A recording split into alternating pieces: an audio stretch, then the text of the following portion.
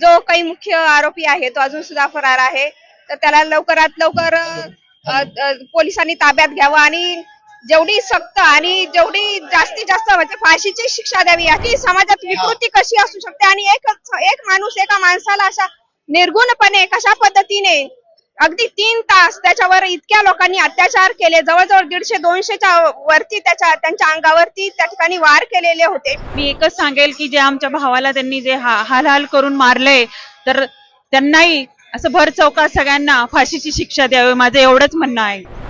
छत्रपती संभाजीनगर आज क्रांती चौकातून जनाक्रोश मोर्चाला सुरुवात होते. या ठिकाणी मोठ्या प्रमाणात महिला भगिनी जमल्यात. संतोष देशमुख हे बीडचे जे आमदार सरपंच होते त्यांची हत्या आणि सोमनाथ सूर्यवंशी परभणीचा हा युवक, या दोघांच्याही मृत्यूनंतर, त्यांच्या घातपातानंतर, त्यांच्या अपघातानंतर ही गोष्ट प्रकर्षाने मराठवाडा आणि ह्या 2 जिल्ह्यामध्ये परभणी आणि बीडमध्ये धगधगती आहे गेली 1.5 महिन्यापासून.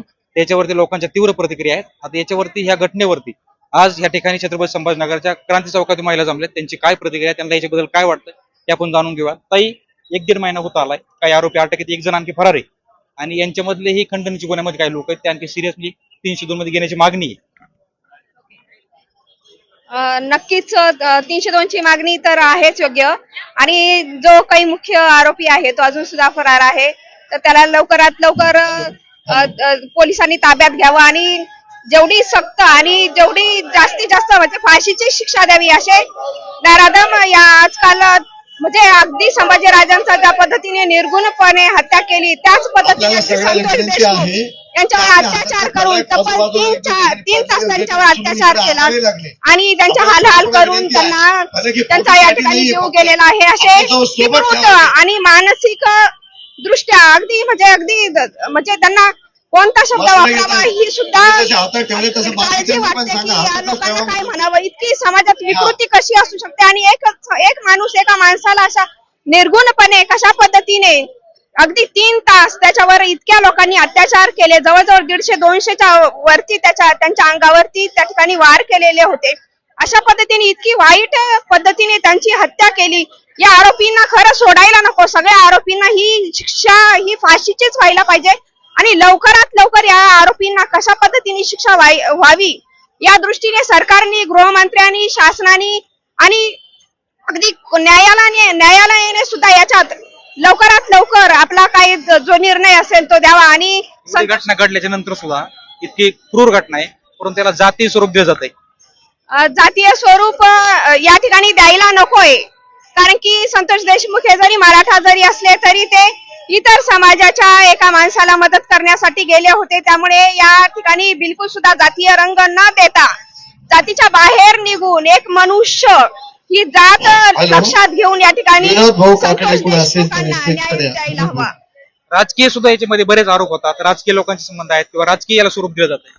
नक्कीच यामध्ये नक्कीच राजकीय स्वरूप आहे आणि जे काही राजकीय जे काही मोठे लोक आहेत, लोक आहेत त्या या ठिकाणी ते लोक सामील आहेत. त्यामुळे असं नक्की सामान्य माणसाला नक्कीच वाटतं की या ठिकाणी राजकीय हस्तक्षेप होत आहे आणि राजकीय लोकच यांना पाठिंबा देत आहे. त्यामुळे आतापर्यंत या लोकांना शिक्षा झालेली नाही आणि मुख्य सूत्रधार अजून सुद्धा फरार आहे. नक्कीच सामान्यांना हेच वाटतंय. काय सांगा? मी एकच सांगेल की जे आमच्या भावाला त्यांनी जे हाल करून मारले, तर त्यांनाही असं भर चौकात सगळ्यांना फाशीची शिक्षा द्यावी, माझं एवढंच म्हणणं आहे. जातीचा राजकारणाचा काय संबंध नाही? जातीचा राजकारणाचा काय संबंध नाही? नाही, याच्यात राजकारणाचा जातीचा काही संबंध नाही. जातीने राजकारणाने प्रकरण हाताळतात असा आरोप होतो. हो, हा राजकारणाचा याच्यामध्ये आहे. राजकीय दबाव आहे. हो आहे, याच्यावर राजकीय दबाव आहे. आमच्या भावाला प्रथमतः न्याय मिळाला पाहिजे. जसं भावाला अगदी क्रूरपणाने मारलं या लोकांनी, तसं यांना सुद्धा फाशी झाली पाहिजे.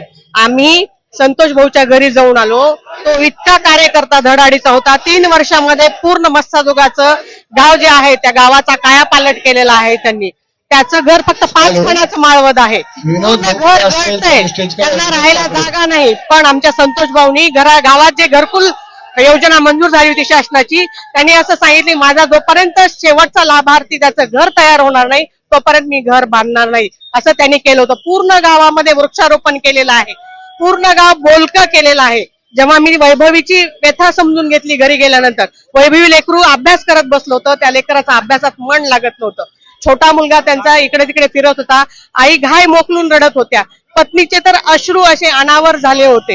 हे फार मोठं दुःख आहे. आणि जो काही आमच्या संतोष भाऊला या लोकांनी त्रास दिलेला आहे, आवादा कंपनी त्या आवादा कंपनी तिथे सुरू आहे, त्या गावातल्या 50-50 लोकांना तिथे काम मिळालं असतं त्यांच्या हाताला. आणि त्या गावातला एकच व्यक्ती आहे जो की मारेकरी आहे, आणि जो बाकीचे जे लोक आहेत ते आजूबाजूच्या खेड्यातले आहेत. मग बाकीच्या गावातले लोक इथे येऊन इथं दहशत माजवतात आणि चांगल्या व्यक्तीला इथे त्रास देतात, हे चुकीचं आहे.